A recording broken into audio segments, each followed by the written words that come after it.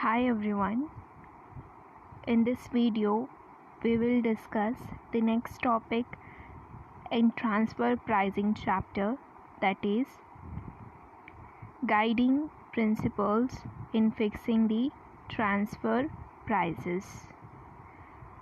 So, what are the guiding rules and regulations to be kept in mind while framing the transfer pricing? So, the first one is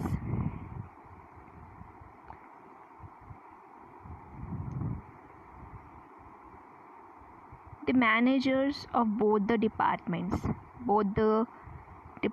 in the sense the supplier department or the transfer department and the receiving department.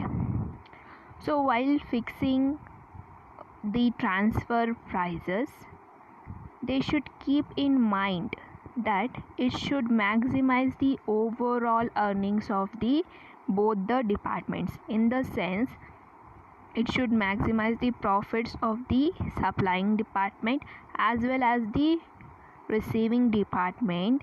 It is saying that it should always maximize the profit of whole the company.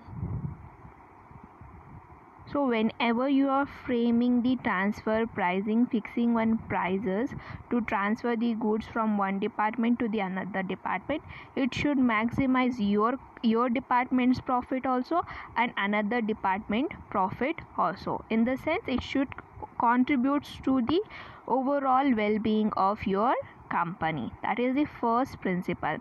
So if managers concentrate on following this first principle, it will ultimately be contributes to their performance profit. If one employee is contributing to the profit of the company, means his performance is measured, and for his performance they may promote him to the job, may provide him some incentives. So it is contributing to his performance. So if managers accurately follow the principle of guiding the which are provided in the guidance of framing the transfer pricing, means it is ultimately contributing to their performance only. That is the first principle. Whenever they are framing the prices, it should maximize the earnings of both the departments and of the company, and it should not be any conflicts between the department, whether the transfer price is high or low. It should not be any kind of conflicts between the transferring department and the receiving department. If this receiving department feels that whatever the price fixed by the transferring department is high, if this price which is high, it is contributing to the company's growth, then this receiving department should not mind on that thing, because it is ultimately contributing to our company only. And if that price is low and receiving department has negotiated for a lower transfer price, means this department should not mind, because it is also for the purpose of their company's growth, because both the departments are of the company only, right? So only they should frame the price which is contributing to the well-being of the company, which will ultimately make this manager happy by increasing his performance. Next principle is goal congruence. So you know goal congruence. Goal congruence means that people work to achieve their goals, and they also have to work for the goals of the company. So it is not like employees are working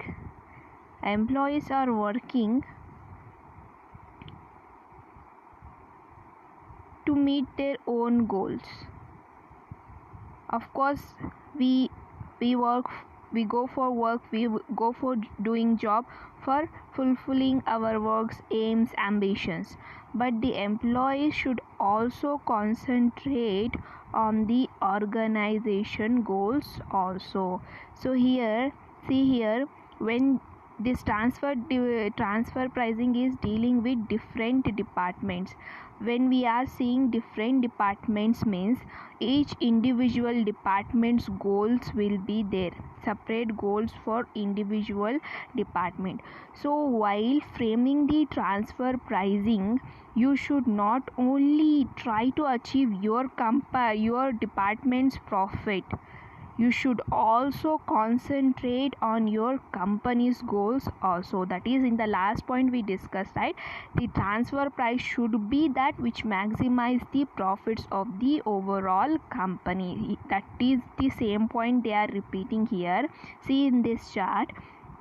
So one department has to concentrate on the management goals also, he has to concentrate on the organization goal also, and he has to concentrate on its subordinate goals for providing guidance also. So if one department is concentrating on his managerial skills, he is also contributing something to the company, and he is also guiding his subordinate, means the degree of attainment will be high. So goal congruence here means when people are working to achieve their own goals, simultaneously they have to work to achieve for their company goals also. So here the main role are played by the managers only. So managers of both the departments should make decisions which contributes to the well-being of the company. For example, in making decisions like whether to make or buy. So for your companies, you need some intermediate goods. For making that decision whether to make the intermediate goods in your company only or to buy from outside the market, this is also a major decision which can affect the company's growth. Next is to whether to invest in the facilities of particular end products or not. So for example, in manufacturing certain goods, you need certain things for the manufacturing, like purchasing of some new machineries, etc., or updating some technology which is needed for the production of the end product. So these are the major decisions taken by the managers. So when managers are framing these kinds of decisions, they must be kept in mind that whatever the decisions taken by the managers, it should contribute to the well-being of the organization and also well-being of their department goals. So goal congruence simply means they have to work for their departments also, simultaneously they have to work for their company also.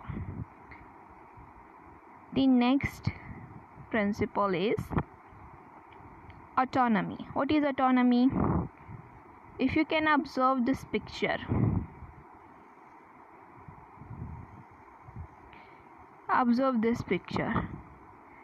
the individual, firstly, he was controlled by these hands.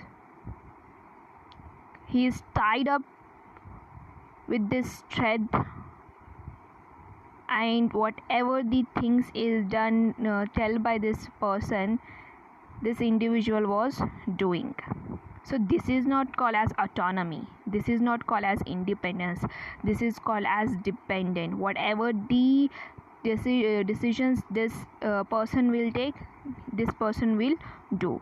Now this person is cutting all those threads and making this person as free, as independent. He is giving him freedom to do any kind of decision. Simply here, if the managers or the departments are controlled by the top level management, top level management in each and every decisions. In taking simple decisions also, the departments has to ask to the top level management, means they won't be that much confidence in fixing the transfer pricing that contributes, that has to contribute to the company's well-being. So here the guiding sorry, for the guiding principles are that autonomy should be there for the divisional managers in fixing the transfer pricing. Independent decision making must be must be there, and minimum intervention of the top level management, that is the central staff.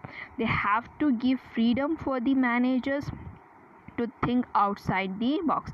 When every time you control someone, they go out of your control and they don't like that much of interference, like that only. If top level management again and again interferes in your department's decision, means divisional managers won't be that much free to work and explore themselves. So independence should be there.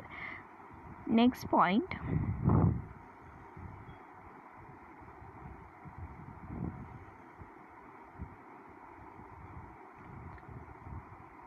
Next.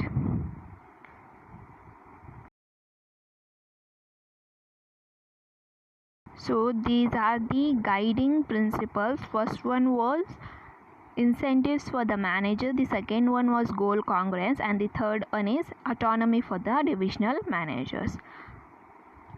The next topic in this chapter is factors affecting international pricing. So when international pricing means when parent company is transferring goods to the subsidiary company. So whatever the prices they fix here, that is called as international pricing. It is also called as multinational pricing. So here, what are the factors which affects the fixation of the transfer pricing? So here in the fixation of the international or multinational pricing, what are the factors, what are the things which are considered for framing the international pricing? So let's look into that one by one. First one is, as usual, the first one is the main factor which affects the every kind of prices, and it is affecting the international transfer pricing, is the tax structure. So here, transfer pricing, for international transfer pricing, this tax plays a very important role. In the introduction part, we have already discussed that why this international transfer pricing came into existence, means because of the problems faced by the government, by the subsidiary companies, because of the high tax rates in the subsidiary company and low tax rates in the parent company. So these taxes, duties and tariffs plays a very important role in the prices, because it adds to the cost and profit, that is the price of the product. So here, for example, there are two countries. One is X country and another is Y country. So in X country, the tax rates are lower when compared to the Y country, where tax rates are higher. So the subsidiary company in the country Y, this company will transfer its goods to the company located in the X country. So here, as the tax rates are very low, this company's goods will the tax rate will have a lower burden. So here, this company will get benefit when this company exports goods to the X country, and this company can exempt from the high taxes which are charged in his company. So because of high rate taxes in the Y country company is transferring goods to the X country company, where the tax rates are lower. So this is how the transfer pricing is affected. They will see the rate of taxes in different countries. Where there is lower tax rates, they will transfer the goods to that specific country, because they have to reduce the burden of the taxes. That is the first factor which affects the international transfer pricing. The next is profit repatriation. So here profit repatriation means, one example. So in India, I have my own company. It is the headquarter, and I have opened several other branches in US,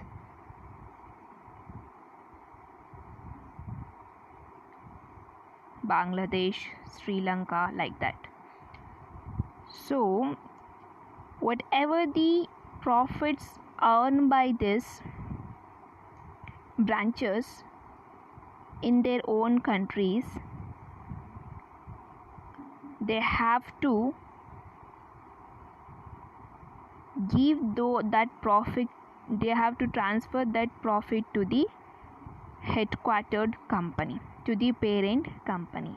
This is called as profit repatriation. They are taking the profits from the subsidiary company or the branch, from their branches.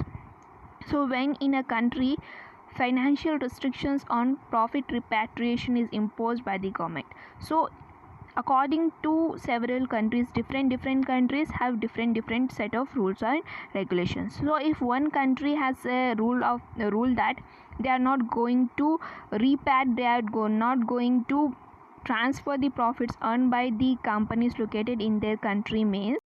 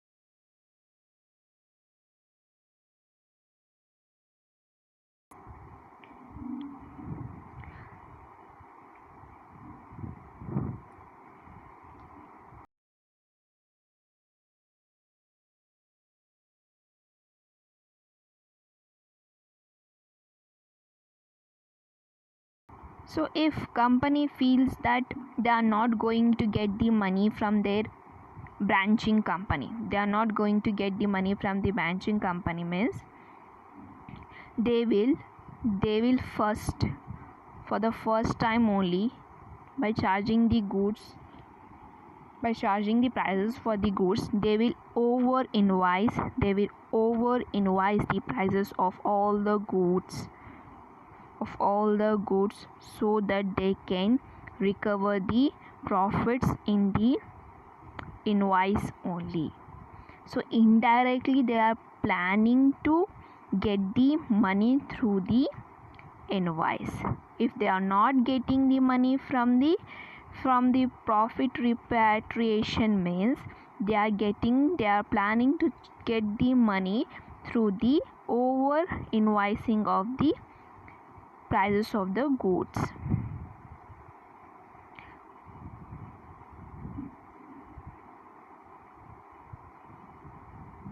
So they are charging the prices of for the goods and services other than the arm's length price. Arm's length price means the normal price fixed for the transfer of the goods and services. So if they are experiencing some kind of restrictions like repatriation of income and dividend and profit, like that restriction if some country has, so for in the first situation only they will probably judge that condition, and they know the certain rules and regulations, and they will charge the high prices in order to recover the profits. So this is also a factor which affects the transfer pricing to be charged high. Why they are charging, why they are over invoicing the price? Because of the financial restrictions of profit repatriation by the specific government. Next point which affects the transfer pricing is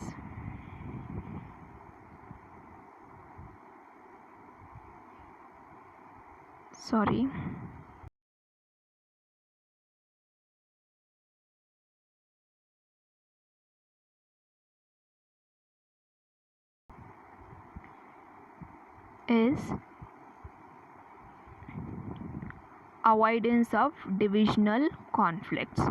So if there are two persons or two departments, department A, department B, and they are dealing with certain major decisions, of course the set of mind, set of rules and regulations, the set of goals will be different.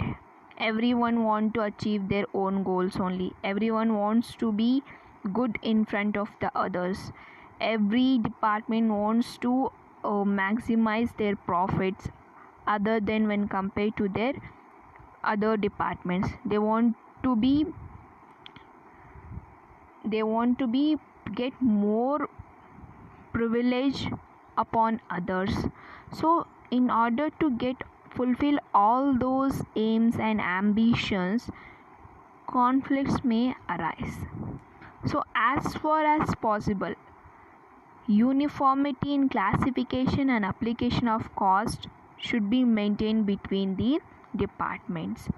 So the ascertainment and classification of cost of both the departments should be same, so that there should not be any kind of conflicts. Like if this transferring department is charging some price and that is not liked by this department, so these are the kinds of conflicts and quarrel happen between the two departments.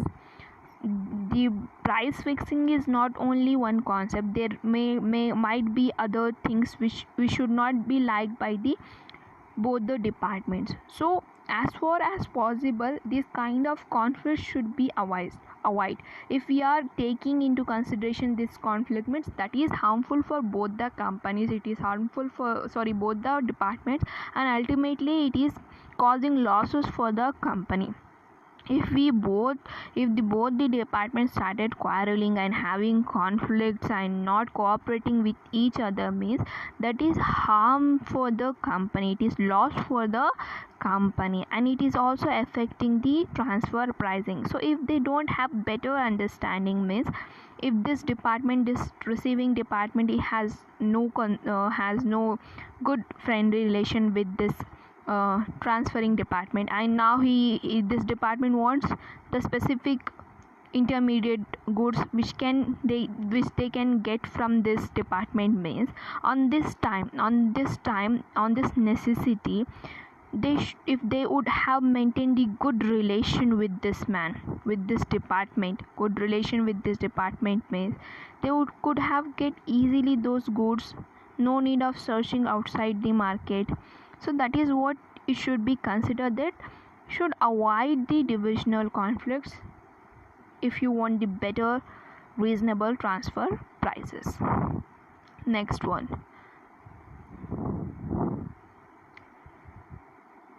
the same point, The managers, the department should always consider the goals of the company, that is goal congruence.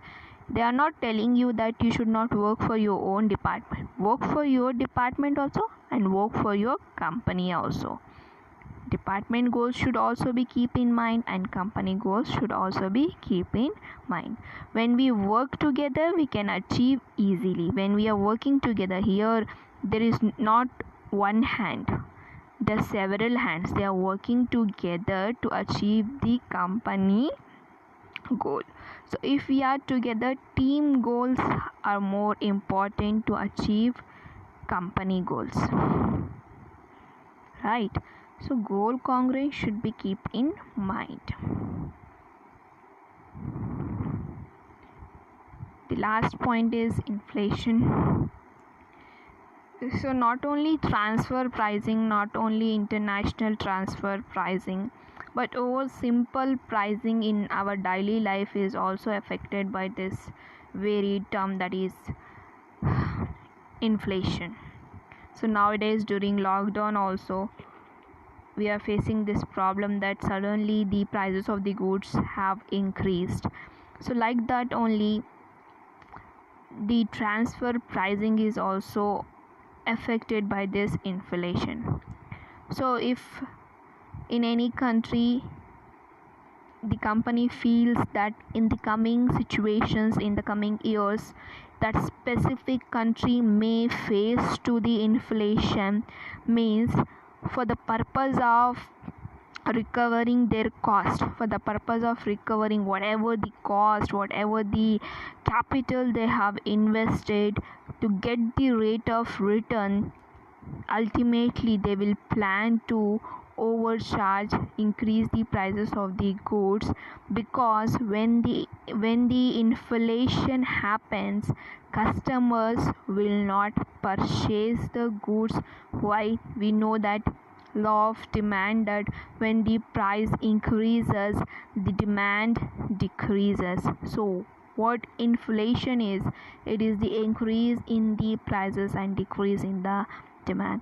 So ultimately, if companies face the situation and inflation, it is loss for the company. Why? Because suddenly if you increase the prices of the goods, who will purchase? Nobody will purchase. So companies will ultimately probably they will judge that in certain situation this specific country may face the inflation.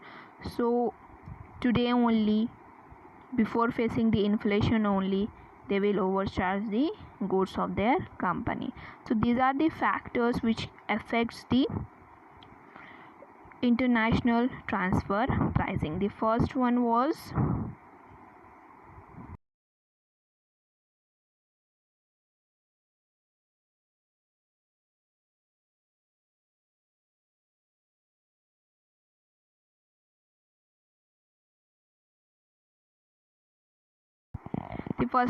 the tax structures, the conflicts of the departments, and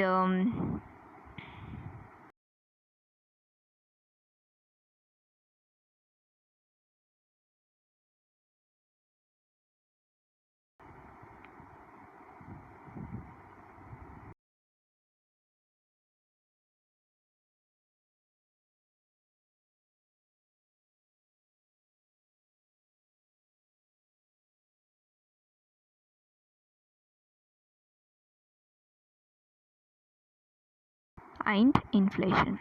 So here we have completed the second chapter in strategic cost management, that is transfer pricing. Theory only we have completed. In the coming videos, daily I will upload two videos. One video will be on practical problems. From first chapter we will solve the illustrations. So in the classroom already we have discussed problems on cost plus.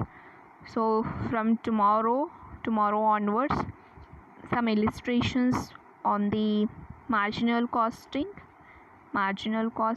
will be there in the first video, and the second video will be on we will start the third chapter theory, that is learning curve. We'll start learning curve. So stay tuned, watch the complete video for the better understanding, and if you like the video, please hit the like button, subscribe the channel for the latest videos, and yeah, see you soon. Bye bye, take care. Thank you.